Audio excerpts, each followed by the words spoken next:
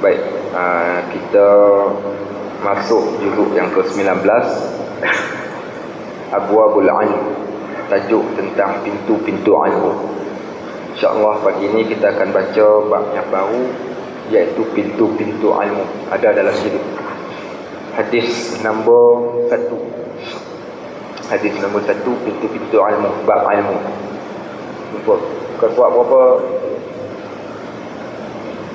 Surat 3. Surat 3 daripada sebelah kiri. Apa yang ada buku.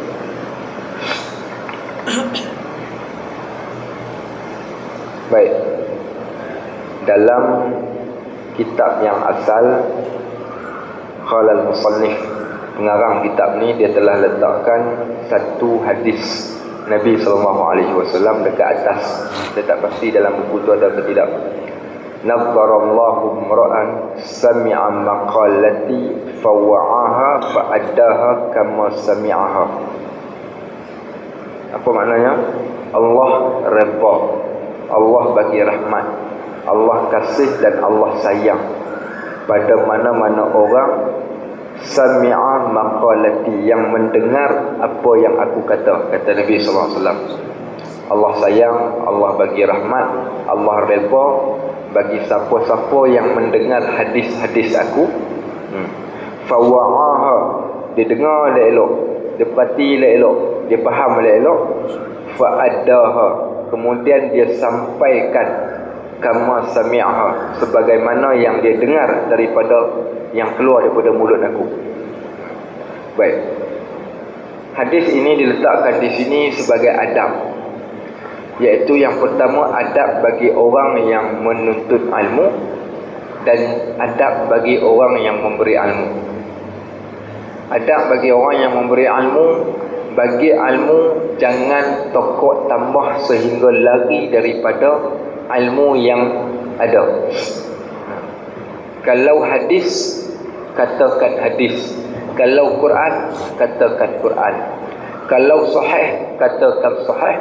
Kalau tak sahih, katakan tak sahih. Ini adab. Adab muallim wal muta'allim. Begitu juga orang yang mendengar ilmu, maka pastikan apa yang didengar tidak diselewengkan. Maksud tak diselewengkan, silap faham. Lain yang disebut, lain yang dipaham. Okey. So, sebab kita nak ilmu ini berada pada tempatnya, tidak diselewengkan. Sebagaimana yang berlaku pada hari ini, punca kerana tak menepati hadis Nabi SAW. Ini bukan saya reka, bukan sebut sebab ada benda, tak ada niat, cuma kebetulan pagi ni tiba-tiba ada hadis ni. Kalau dah kena, nak buat macam mana? Baik. Hari ni macam-macam cerita orang tokok tambah atas nama Islam. Orang tokok tambah atas nama hadis. Orang tokok tambah atas dilabelkan plastiknya Islam, tapi isinya pada asalnya datang daripada mulut manusia. Kalau datang daripada mulut manusia, maka sebutkan ini pandangan saya. Kalau mulut manusia, sebutkan ini pandangan saya. Kalau pandangan manusia, nuraddu wa nuqbal, kita boleh terima, kita boleh tolak. Tapi kalau kalam Nabi kita Muhammad sallallahu alaihi wasallam, kita kena terima, kita tak boleh tolak. Itu beza. Sebab tu kena dipastikan siapa yang bercakap. Maka kalau yang bercakap itu kita tengok rekaan ataupun pandangan. Kalau pandangan diterima dan ditolak. Tapi kalau rekaan atas nama agama, awal-awal lagi kena tolak. Kalau direka lebih-lebih lagi dalam bab hadis, lagi-lagi dahsyat, maka dia telah melanggar salah satu daripada hadis Nabi SAW. Man kadziba alayya muta'ammidan falyatabawwa maq'adahu minan nar. Siapa yang berdusta ke atas aku dengan sengaja, maka dia telah tempah tempatnya kat dalam neraka. Ni jangan main-main. Sebab tu agama bukan passion boleh reka. Agama tak boleh nak reka. Agama mesti ambil daripada sumber dia, dan sumbernya mestilah sumber yang kita katakan ada jalan periwayatannya, sama ada sahih dijadikan hujah, sama ada hasan dijadikan hujah, sama ada dhaif digunakan dalam bab kelebihan amalan. Dan tidaklah dhaif itu dhaif yang terlalu dhaif sehingga mungkar. Ini adab ketika mana kita belajar berkaitan tentang hadis. Baik, hari ini kita tengok macam-macam cerita. Allahu Akbar. Kadang-kala tak tahulah, mungkin disebabkan kehendak audien barangkali yang sukakan ustaz-ustaz yang pandai bercerita agamanya. Jadi ustaz-ustaz ni nak memenuhi permintaan pelanggan. Dia dah jadi macam bisnes hari ni, bisnes ilmu. Jangan main-main. Nak jemput penceramah kena bayar 5,000 tuan-tuan. Jadi penceramah itu sebab dia dibayar, maka dia nak berikan cerita yang terbaik, servis yang terbaik. Tapi takut-takut bila tak mengikuti piawaiannya, maka mereka membawa cerita-cerita yang kadang-kala cerita-cerita yang masuk dalam kategori dongeng yang la aslalah, tidak ada asal pun baginya. Cerita Nabi SAW lahir dalam keadaan sujud. Ini cerita pelik. Carilah mana-mana kitab sirah yang muktabar, kita tak jumpa cerita Nabi keluar daripada perut mak dia dalam keadaan sujud. Cerita Nabi SAW ketika mana lahir, keluar ucap Alhamdulillah, lagilah pelik. Tak pernah kita dengar Nabi keluar daripada perut ucap Alhamdulillah. Kalaulah Nabi ucap Alhamdulillah, kalaulah Nabi keluar dalam keadaan bersujud, saya rasa orang pertama yang masuk Islam iaitu kaum keluarga Nabi yang terdekat, termasuk Abu Jahal, termasuk Abu Lahab. Dia kata ini bukan main-main, budak ini istimewa, keluar boleh bercakap Alhamdulillah, keluar dalam keadaan bersujud. Ada lagi tokoh tambah yang mengatakan ketika mana keluarnya Nabi kita Muhammad SAW bercahaya dalam kain mak dia. Ini lagi dahsyat ni. Ada lagi yang menokok tambah lagi cerita yang pelbagai cerita-cerita tentang Nabi kita Muhammad SAW. Nabi kita Muhammad SAW tak berhajat pun kepada tokoh tambah sebegitu. Tanpa cerita itu pun Nabi kita dah pun hebat. Tanpa cerita itu pun dah hebat. Kenapa nak dicerita di tokoh tambah dengan cerita-cerita yang pelik? Sebab tu hari ini banyak berlaku masalah bila mana orang-orang suka menyampaikan tetapi yang disampaikan tidak diselidiki terlebih dahulu kesahihannya. Kerana dia mengakibatkan i'tiqad, pandangan kita di dalam sesuatu perkara. Sebab tu kita katakan ini muhasabah bagi para ustaz-ustaz penyampai dan juga kita-kita, kalau kita nak sampaikan, pastikan dahulu sumbernya, pastikan sumber-sumber yang ada nas. Ada nas, ada periwayatan yang ceritanya itu, kalau kata hadis, biarkan hadis itu sampai betul kepada Nabi kita Muhammad SAW. Sebab tu dia letakkan benda ini, iaitu dalam bab kelebihan orang yang menyebarkan, tapi syarat sebarkan pada apa yang dia dapat. Jangan ditokok tambah. Baik. Bismillahirrahmanirrahim. Abwabul ilm, pintu-pintu ilmu. Ar-Rasul sallallahu alaihi wasallam. Bermula segala bab ilmu inilah tempat bicaranya semuanya hadis daripada Nabi sallallahu alaihi wasallam yang diterang akan dia satu bab kemudian daripada satu bab. Dia kata bab ini nama dia bab ilmu, iaitu tempat yang akan membicarakan hadis-hadis Nabi SAW berkaitan tentang bab ilmu.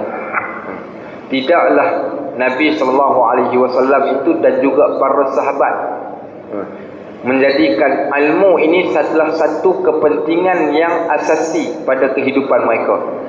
Sehingga Nabi gambarkan pada diri dia, wa innama bu'istu li'akuna mu'alliman. Sesungguhnya aku ini dibangkitkan untuk menjadi seorang guru. Guru dan juga murabbi. Ini tugas asal Nabi kita Muhammad SAW. Baik. Masalah yang pertama. Ilmu ini bagaimana pengenalannya? Sesungguhnya ilmu itu bahasa Arab, kata pengarang. Sesungguhnya ilmu itu bahasa Arab dan pada bahasa Melayu pengetahuan, kata Zabidi. Ilmu ni dalam bahasa Arab, dalam bahasa Melayu kita panggil pengetahuan. Apa dia ilmu? Pengetahuan. Baik, rahimallahu dalam Imam Az-Zabidi rahimahullah di dalam Ithafus Sadah Al-Muttaqin telah bersalah-salahan ulama pada memberi rupa akan zat ilmu itu, adakah ia daruri ataupun nazari. Jadi ulama ni khilaf. Khilaf tentang bab ilmu, adakah ilmu ini satu keperluan ataupun tidak keperluan. Okey, baik. Maka yang payah memberitahukan pengenalannya ataupun nazari yang tidak payah memberi pengenalannya. Adakah ilmu ni kena cerita apakah yang dinamakan ilmu ataupun semua ilmu sama ataupun kena ditarifkan, letakkan definisinya berkaitan tentang ilmu itu. Baik. Maka yang pertama itu mazhab Imam Ar-Razi, dan yang keduanya fikiran Imam Al-Haramain dan Imam Al-Ghazali, dan yang ketiganya adalah apa yang rajah. Maka bagi mereka itu beberapa pengenalan atasnya ada semuanya disebutkan oleh Az-Zubaidi ataupun Az-Zabidi, iaitu 15 pengenalan. Ini dalam bab mukadimah ni dia kata saya nak ceritakan kat sini 15 pengenalan dalam bab ilmu sebelum kita masuk dalam ilmu itu sendiri. Dan yang lebih elok pada ta'rif itu adalah sebagai kata Sayyidus Syarif, iaitu satu sifat yang boleh terbuka dengan dia bagi orang yang berdiri dengan dia akan apa daripada pekerjaannya yang boleh disebut akan dia akan sebagai terbuka yang sempurna, tiada kesamaran padanya. Sudah tak faham kita. Kejap terbuka, kejap tertutup. Apa maksudnya? Ni ceritanya bahasanya bahasa lama. Bahasa lama. Saya baca satu tulisan. Kenapa kitab-kitab lama dahulu bahasanya sukar? Kenapa kitab-kitab lama, antaranya kitab Bahrul Mazi dan bahkan kitab-kitab yang lain sukar yang teramat sangat? Kalau kita fikir apa masalahnya kalau ditulis mudah-mudah bagi orang hari ini, sehingga ada hari ini kitab Jawi diterjemahkan. Kita pelik, kok mana kitab Jawi diterjemahkan ni? Maksudnya dialih bahasa ke bahasa yang lebih mudah. Baik, apa sebab ulama-ulama dahulu bila dia karang kitab bahasanya jadi susah-susah. Bahasa susah. Sampai lebih pula tulis Jawi. Ni kitab asalnya berada dalam tulisan Jawi. Siapa yang tak pandai baca Jawi, teruk. Allah jadi dia halalkan, diharuskan memakan tupai. Sudah. Asalnya diharuskan makan tupai, dihantamnya tupai. Orang dulu-dulu zakarnya panjang-panjang. Patutnya zikirnya panjang-panjang, dipi baca zakarnya panjang-panjang. Habis. Sebab tu kita kata bab kitab Jawi ni sampai dikatakan siapa ustaz mana-mana yang tak reti mengajar kitab Jawi, ustaz tu ustaz paling koman sekali kalau ustaz tak pandai baca Jawi. Sebab Jawi ni satu keperluan pada zaman dahulu. Yang kedua, kenapa ulama dahulu kala jadikan bahasa Melayunya tu bahasa Melayu yang sukar? Yang pertama kerana mereka mengambil terjemahan daripada kitab Arab dan diterjemahkan secara harfi. Diterjemahkan huruf ke huruf, maka menyebabkan yang keluarnya istilah nya yang kat belakang tu kerana dalam bahasa Arab terlalu banyak dhamir. Dalam bahasa Arab banyak digunakan dhamir ganti nama. Disebabkan banyak ganti nama, bila diterjemahkan ke dalam bahasa Melayu, itu yang keluar semua jadi nya. Nya ni ganti nama kepada benda yang nak dibincangkan.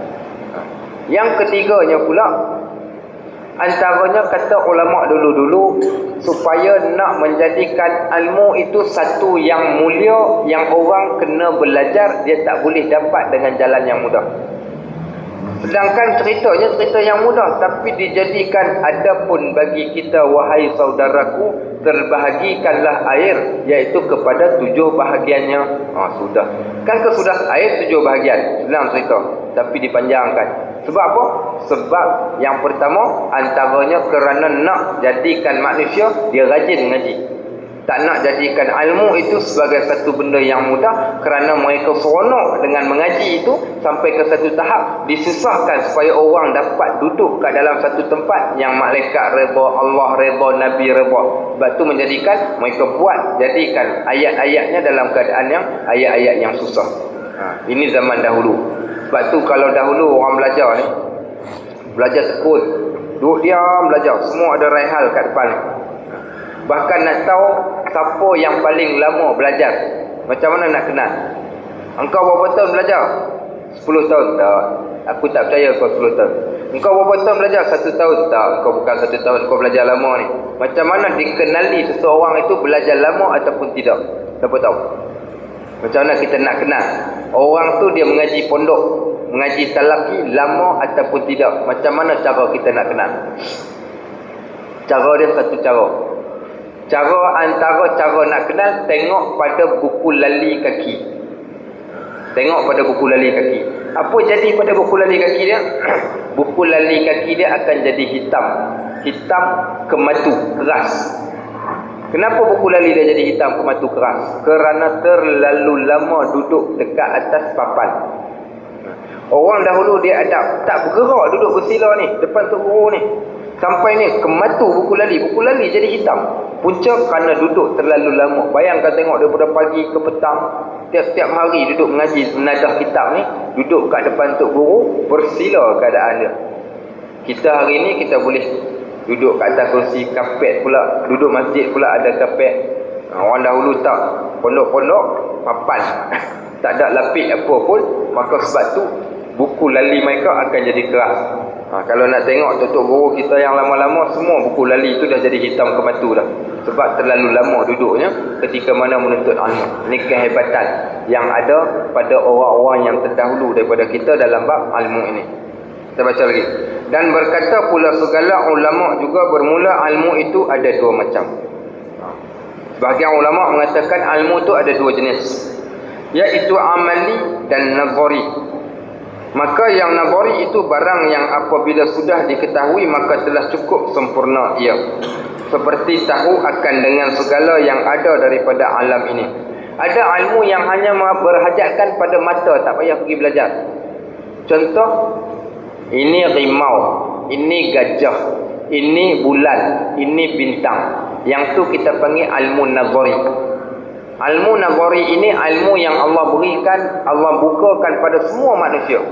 Iaitu ilmu yang datang dengan hanya sekadar tengok kita boleh buat. Baik, ilmu ni dipanggil ilmu nazari. Ilmu nazari. Baik, yang keduanya pula dia kata, dan bermula yang amali itu tiada sempurna ia melainkan dengan bahawa diamalkannya. Adapun ilmu amali, dia bukan sekadar tengok dengan mata, dengar dengan telinga, cakap dengan mulut, tapi dia kena buat. Sebab tu ilmu yang kita belajar ni, ini adalah ilmu amali. Kenapa ilmu amali? Sebab kena beramal dengannya. Adapun ilmu nazari tak payah nak beramal.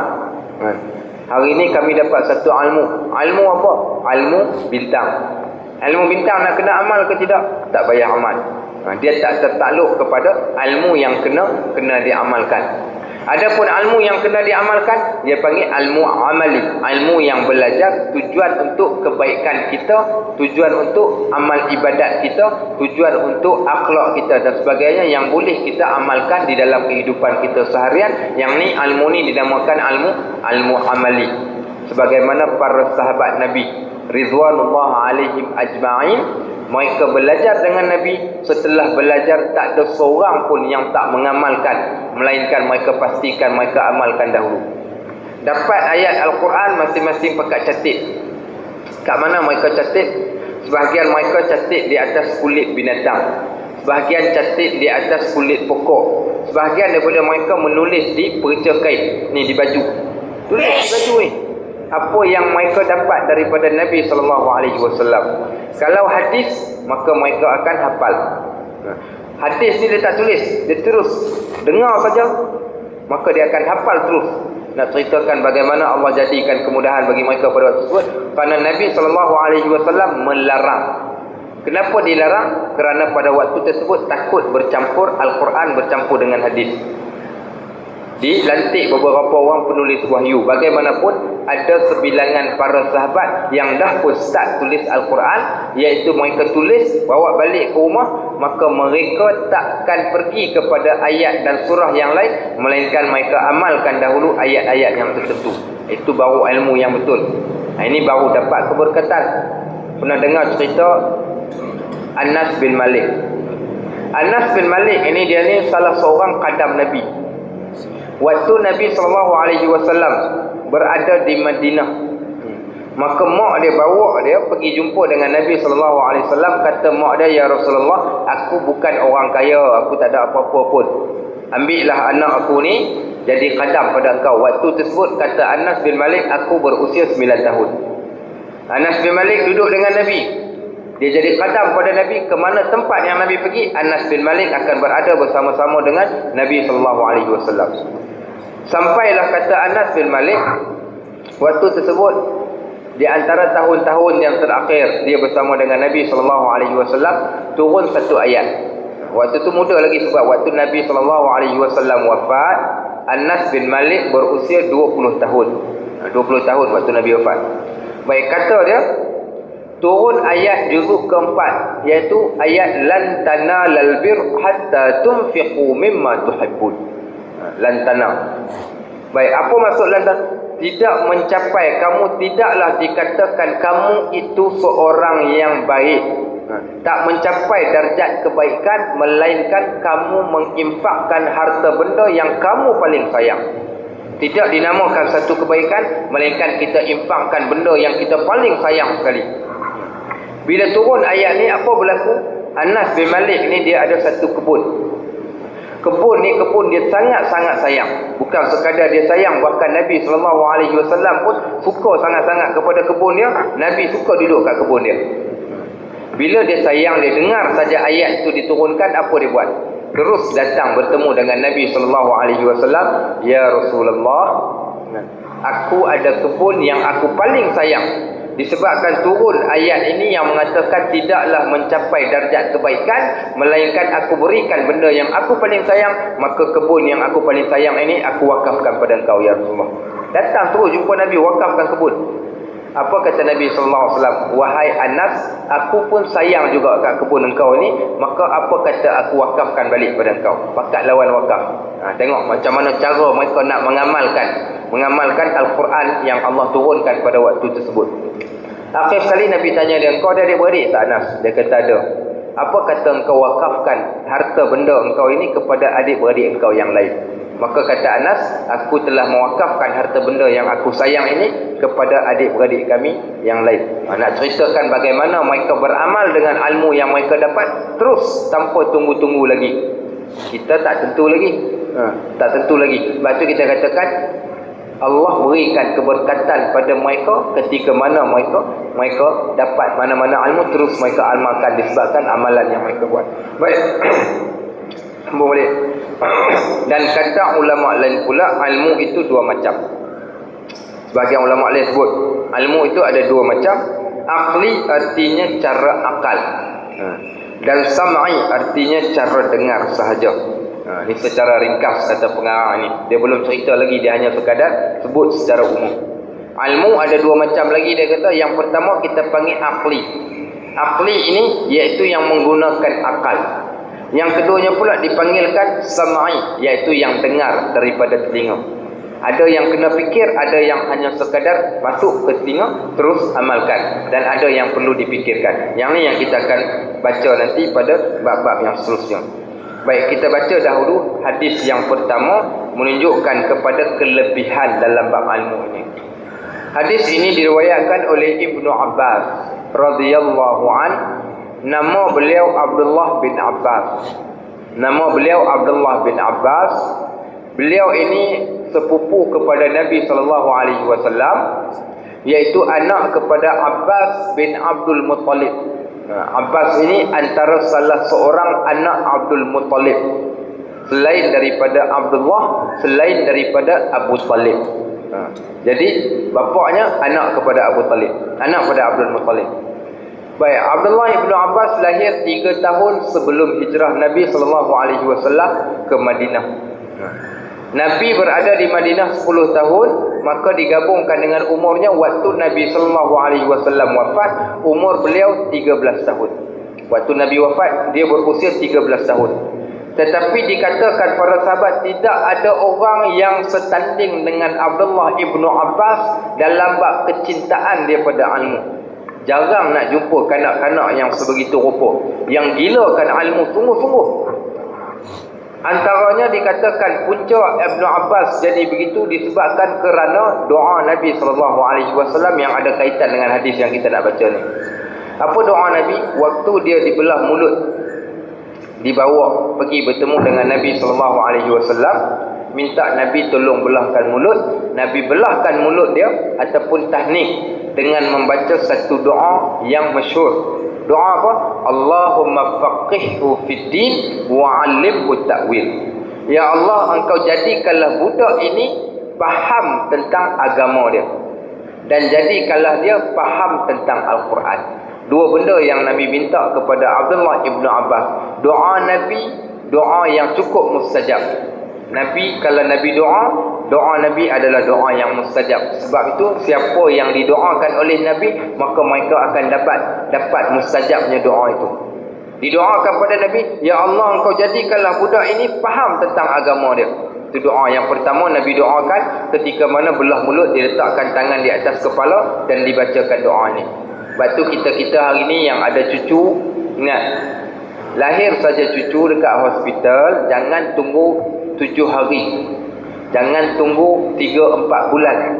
Hari itu juga belah mulut dan bacakan doa ini, sebagaimana yang berlaku dalam bab sunnah, iaitu pada kelahiran. Sunat pada awal kelahiran adalah belah mulut, bukanlah pada hari yang ke-7. Hari yang ke-7 sunat bagi nama, akikah dan juga cukur kepala. Yang tu sunat pada hari ke-7. Adapun pada hari yang pertama, iaitu belah mulut. Siapa nak belah mulut? Kalau ada orang-orang yang tertentu, yang alim, yang tua di kalangan keluarga, berikan pada yang alim dan tua. Kalau tak ada alim dan tua, ambil alim muda. Tak ada alim muda, ambillah alim-alim kucing pun bolehlah. Mak tak ada juga, bapak sendiri tolong buat. Bapak sendiri buat ataupun mak sendiri boleh buat. Sebelum disusukan dia dengan makanan yang pertama, berikan dia dahulu, iaitu belah mulut. Ini sunnah Nabi SAW.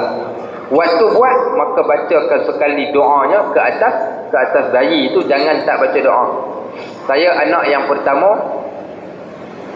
saja orang kata apa salahnya, cubalah anak pertama ni pergi bersalin dekat hospital kerajaan. Lepas tu nak pergi hospital swasta pun pergilah. Sebab kita orang MMU, panelnya Pantai Putra dan sebagainya. Dah sekali dah, sebab kebetulan bapak saya pun kerja, bapak mertua kerja Kementerian Kesihatan. Dia kata lah, orang je duk cakap hospital kerajaan ni tak bagus, tak apa, pergi okey je. Tak apalah, anak pertama pergi hospital kerajaan. Pergi sampai kat depan tu, doktor kata, maaf ya, ayah tak boleh masuk, isteri saja boleh masuk. Saya pun alhamdulillah tak boleh masuk. Tak apalah, saya memang takut darah. Isteri dah masuk bersalin semua.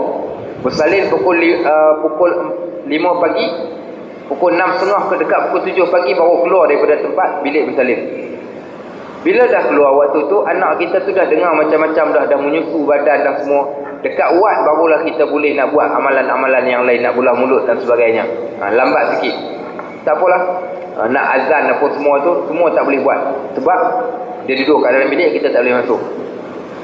Masuk yang kedua, anak yang kedua saya dah nekat. Saya kata anak yang kedua ni apa nak jadi pun jadilah. Saya nak kira tak kira, saya nak buat yang pertama, nak belah mulut dulu. Yang kedua saya nak azankan. Tak apa. Anak yang kedua salin dekat hospital Pantai. Doktor perempuan Islam, isteri Dr. Hanisah, isteri apa Dr. Fazli. Baik, lepas selesai semua, kita pun doktor minta saya nak azan. Dia kata kejap, kita kata ustaz, kita nak bersihkan dulu, darah penuh lagi dia ni, kita bersihkan dulu. Yang pergi bersih anak kita ni India, nurse India. Jadi dia bawa anak kita masuk kat bilik, sambil duk bersih dia buka lagu Tamil, tontang lagu Tamil. Kata sudah, aku nak bagi anak aku dengar azan lah kali, dengar lagu Tamil mula-mula kali. Sebab tu yang saya kata cepat-cepat dapat saja kalau boleh tu, sambar je, belah mulut terus kalau boleh, dan azankan dan belah mulut cepat-cepat sebelum dia buat benda yang lain. Mau kena hai Islam tak apa, kena hai India sekali, anak kita dengar lagu Tamil mula-mula sekali. Saya kata tak boleh jadi. Hak ketiga ni apa cerita pun aku nak pegang dulu. Hak ketiga saya sempat pegang, hak keempat pun sama sempat pegang. Hak pertama dengan kedua saja lambat sikit. Buat awal-awal lagi buat. Jangan tunggu lama-lama, belah mulut awal-awal. Macam nak buat, mudah saja. Ambil buah kurma, Tak ada buah kurma pun apa-apa manisan. Tak ada apa-apa manisan sekalipun, cubalah juga cari manisan. Jangan gula-gula cukup. Lain daripada gula-gula. Kita kira madu lebah pun boleh, kismis ke kalau tak ada kurma. Tapi yang terbaiknya kurma kerana Nabi buat dengan kurma. Nak gunakan air zam-zam ke tidak? Ikut cerita Abdullah ibnu Abbas ini, Nabi tak gunakan air zam-zam. Nabi terus gunakan kurma yang ada pada Nabi. Nabi kunyah, Nabi ambil. Dia itu yang dalamnya tu.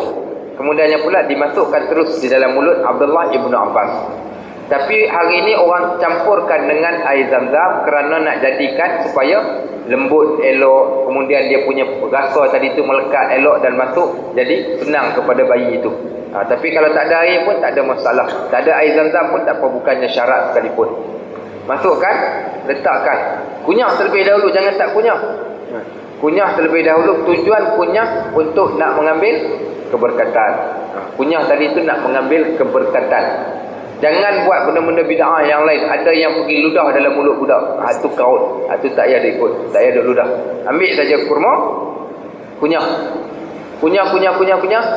Ambil jari ini masukkan dalam mulut kita, ambil tarik yang kat dalam dia yang lembut-lembut tu, sapukan kat atas jari telunjuk ni. Okey. Kemudian masukkan di dalam mulut bayi itu, menghala ke lelangit dia. Sapukan pada lelangit. Biarkan bagi dia isap tangan kita dan disapukan pada lelangit. Disapukan pada lelangit, kemudian bacalah doa ini, Allahumma faqihhu fid din wa 'allimhu ta'wil, sambil ditiupkan di atas kepalanya. Doa apa lagi nak dibacakan? Boleh nak baca Fatihah, bacalah Fatihah satu kali. Boleh baca Inna Anzalna pun boleh juga. Inna Anzalna surah Fatihah, bacakan pada kepalanya. Boleh juga dibacakan iaitu Allahumma ja'alhu birran liwalidayh. Ya Allah, engkau jadikanlah budak ini kebaikan bagi kedua ibu bapa dia. Minta kebaikan, doa yang baik-baik. Ya Allah, engkau jadikanlah budak ini kebaikan bagi kedua ibu bapanya. Doa yang ketiga, doa menjaga. Terutama kita pada hari ini kena sangat-sangat doa ni. Doa apa? Allahumma afir zambahu wa hassin farjahu. Ya Allah, engkau ampunilah dosa budak ini dan engkau jagalah kemaluannya. Ni terutama ni hari ni zaman caca merbah ni, kita takut zuriat-zuriat kita tak tahu apa yang bakal berlaku dia akan datang ni. Sebab tu minta Allah lindungkan kemaluan anak kita, lelaki dan perempuan, zuriat kita ni. Bacakan doa ni. Doa minta Allah pelihara kemaluan mereka. Maksud pelihara kemaluan supaya tak berlaku benda-benda yang tak diingini pada kemudian hari. Kita mulakan pada awal-awal lagi kita dah minta doa pada Allah Subhanahu Wa Taala. Ni doa yang boleh kita buat. Baik. Itu antara doa yang boleh dibacakan. Dan inilah doa yang dibacakan pada Abdullah ibn Abbas. Kata Abdullah ibn Abbas, bukan sekali Nabi bacakan doa itu kepada aku, tapi Nabi bacakan 2 kali. 2 kali Nabi baca kat dia. Kali pertama waktu belah mulut, kali kedua ketika mana tengok bersungguhnya Abdullah ibn Abbas ni dalam bab ilmu, Nabi seronok tengok dia, Nabi baca sekali lagi kat atas kepala dia doa yang sama. Sebab tu Allah berikan kelebihan pada Abdullah ibn Abbas, maka beliau menjadi pakar di kalangan para sahabat walaupun usianya hanyalah budak-budak pada waktu tersebut. Keberkatan doa Nabi tadi. Baik, cerita Abdullah ibn Abbas lagi, doa yang kedua, kata dia, aku ni tak ada orang yang aku paling sayang melainkan Nabi SAW. Sehingga kan mata aku ni bila mana duduk dalam majlis Nabi, aku tak akan pandang ke arah yang lain, melainkan mata aku akan melihat tepat ke arah Nabi. Maka dia kata, iza hamma bisyai', bila mana Nabi SAW bergerak, aku dah bergerak. Nabi bangun, aku bangun. Nabi duduk, aku duduk. Nak cerita dahsyatnya dia dengan Nabi ni. Sampailah dia kata satu hari Nabi bangun nak pergi ambil wuduk, apa dia buat? Cepat-cepat dia pergi ambil air, letak kat depan Nabi. Nabi tengok budak ni bukan calang-calang budak ni. Ni budak ni memang sungguh-sungguh dia nak cari keberkatan. Maka apa Nabi buat? Nabi panggil Abdullah ibn Abbas, Nabi letakkan tangan Nabi SAW pada dada dia dan Nabi doakan pula satu doa yang lain. Doa apa? Allahumma atihil hikmah. Ya Allah, engkau berikanlah kepada budak ini kebijaksanaan. Ni doa yang kedua. Ni kita boleh doa ke anak-anak kita. Jangan minta, ya Allah bagi kalau anakku cemerlang dalam pelajaran. Jangan. Boleh nak minta, tapi buat apa kita? Allah karim, Allah mulia, Allah kaya, Allah maha pemberi. Kenapa nak minta yang sikit? Minta yang banyak, jangan minta yang sikit. Rugi kalau kita minta yang sikit ke Allah. Kerana Allah suka orang yang meminta. Bahkan Allah bersifat-sifat, maknanya sifat Allah yang maha memberi, maha. Bila maha ni, jangan minta sikit, minta banyak. Rugi minta anak kita cemerlang akademik. Nak minta apa? Ya Allah, Allahumma atihil hikmah. Ya Allah, jadikanlah anak aku ini bijaksana. Bila bijaksana, dia lebih hebat daripada cemerlang akademik. Bijaksana berbeza dengan cerdik. Hari ni berapa ramai orang cerdik, tapi cerdik tak boleh pakai. Ramai. Kita tak mau cerdik, kita nak budak yang bijaksana. Maksud bijaksana ni, meletakkan sesuatu kena pada tempat. Sebab tu Nabi doakan pada Abdullah ibn Abbas, Allahumma atihil hikmah. Ya Allah, engkau jadikanlah pada budak ini, berikan pada budak ini kebijaksanaan. Sehingga kebijaksanaan itu dapat pada Abdullah ibn Abbas. Apa contoh dia? Satu hari Abdullah ibn Abbas ni, ketika mana pembukaan kota Mekah, turun ayat Iza ja'a nasrullahi wal fath. Bila mana datang pertolongan Allah, pembukaan kota Mekah. Ditanya pada Abu Bakar, Osman, Umar, apa maksud ayat ini? Semua mereka mengatakan tandanya kita akan dapat kembali Mekah. Pergi tanya pada Abdullah ibn Abbas yang masih budak-budak ni. Wahai Ibn Abbas, engkau cerdik tentang tafsir Quran. Apa maksud ayat ini? Kata Abdullah ibn Abbas yang bercanggah sama sekali dengan pandangan sahabat. Kata Abdullah ibn Abbas, ayat ini menandakan yang Nabi kita Muhammad SAW akan pergi meninggalkan kita buat selama-lamanya. Nampak? View dia tu view yang berlainan. Dia kata kalau Nabi dah sampai ke Mekah, ambil semula Mekah, dapat membuka semula kota Mekah, waktu tersebut tugas Nabi dah selesai, maka Nabi akan wafat. Itu yang aku faham. Sebab itu yang dalam tafsir, siapa-siapa tak tengok tafsir Ibn Abbas, maka dia tak cukup ilmu tafsirnya.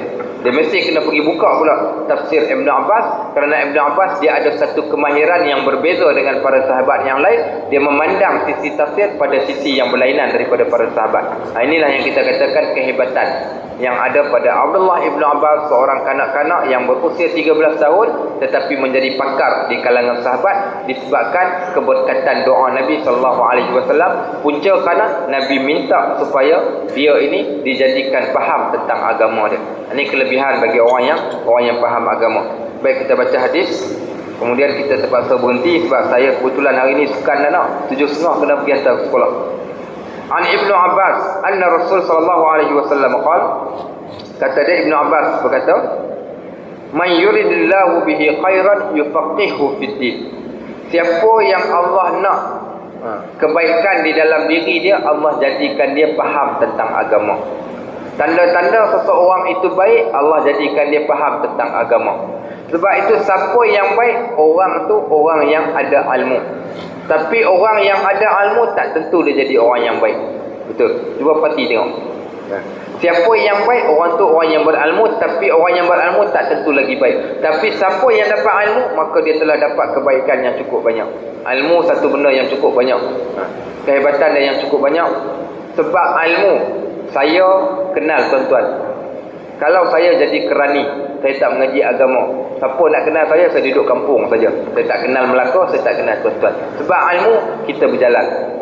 Sebab ilmu menghasilkan pahala. Sebab ilmu juga kita kenal dengan orang-orang yang lain. Sebab ilmu kita kenal orang yang baik-baik. Nampak yang kata ilmu. Bahkan ilmu tu sehingga disebutkan dalam bab ilmu bukan sekadar makhluk yang ada kat bumi, makhluk yang ada kat langit menghormati orang yang menuntut ilmu dan orang yang ada ilmu tadi. Sebab tu yang kita katakan kelebihan terlalu banyak. InsyaAllah nanti kita akan masuk dalam bab kelebihan berilmu. Dan waktu yang sama ada juga celaan pada orang yang berilmu. Allah puji letakkan orang yang berilmu selepas malaikat. Kemudian yang kedua, Allah kutuk orang yang berilmu ni lagi dahsyat daripada kutuk orang yang lain. Time puji, Allah puji memang hebat. Tapi time kutuk, disamakan orang yang berilmu yang tak beramal ni sebagaimana anjing. Famasaluhu kamasalil kalb.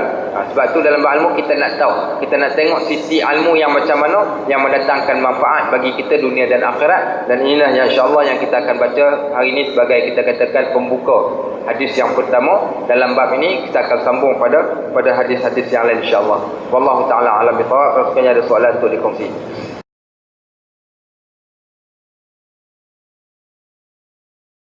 Wallahu ta'ala alam, bagi saya gangguan ni dia atas, saya rasa lah di pandangan saya ni boleh diterima boleh ditolak. Sebab pandangan maknanya selawat, yang pertama hukum selawat tu boleh diselawatkan kat mana-mana nak selawat boleh selawat. Yang keduanya pula ganggu ataupun tidak atas orang yang ada pada waktu tersebut, yang sedang bersolat. Dan kalau kita tengok para sahabat bersolat ni, sampai ada burung bertengik ke atas kepala dia, mereka ingat tunggu kayu. Dia tak sedar dah apa yang berlaku sekelilingnya sebab khusyuknya dia. Walau bagaimanapun ada larangan. Ada larangan, iaitu larangan kepada menghormati orang-orang yang sedang bersolat, iaitu kalau orang yang berzikir membaca Al-Quran, diperlahankan bacaan zikir dan Al-Quran mereka kerana menghormati orang yang sedang bersolat tadi. Tetapi kalau tanya saya, pandangan saya secara peribadinya, menghormati orang yang solat itu lebih afdal. Kalau ada orang tengah solat, hormatilah mereka, privasi mereka ketika mana tengah solat. Tapi Allah Ta'ala alam, mungkin ada setengah orang dia tak anggap benda itu sebagai gangguan. Mungkin ada yang menganggapnya sebagai gangguan, rasa terpulang pada individu lah. Tapi kalau tengok pada larangan-larangannya, larangan untuk tidak mengganggu, meninggikan suara tu ada larangannya. Tidak meninggikan suara ketika orang sedang bersolat pada waktu tersebut, terutama yang baca Quran. Contoh, waktu orang tengah belajar, tak boleh ada orang baca Quran dengan kuat, tak boleh ada orang berzikir dengan kuat. Sama juga ketika mana orang sedang bersolat, dijadikan dalam keadaan yang sama. Kalau di sebelah Bukit Beruang memang budak-budak Arab antaranya, dia banyak buat teguran pada surau-surau yang berdekatan, kerana kerana zikir-zikir yang dibuat selepas daripada tu. Akhir sekali banyak yang surau-surau yang lepas daripada solat tu, kalau ada orang sedang bersolat, mereka akan perlahankan. Kalau tak ada orang, mereka akan buat sebagaimana yang biasa. Contohnya pada subhanallah, alhamdulillah, Allahu akbar tu, tak perlu nak dikuatkan. Sebut subhanallah masing-masing kat kira. Alhamdulillah, Allahu akbar. Last kali sampai doanya dikuatkanlah sedikit pada waktu tersebut untuk orang belakangnya dengar. Tapi benda tu benda yang tak buat pun tak ada masalah, tapi kalau buat pun tak ada masalah juga. Cumanya kita katakan kalau ada orang, hormatilah, hormati orang yang sedang solat. Wallahu ta'ala alam bisawab. InsyaAllah mudah-mudahan mendatangkan manfaat. A'udzubillahi samii'un 'aliim minasyaitonir rajim. Alhamdulillahirabbil alamin. Wassalatu wassalamu ala sayyidil mursalin sayyidina wa maulana wa ala alihi wa sahbihi ajma'in. Allahumma ijma' hadza jam'ana jam'an marhuma wa tafarraqna min ba'dihi tafarruqan ma'suma wa la taj'al lana shaqiyyan wa la mahruma wa la matruda. Walhamdulillahirabbil alamin.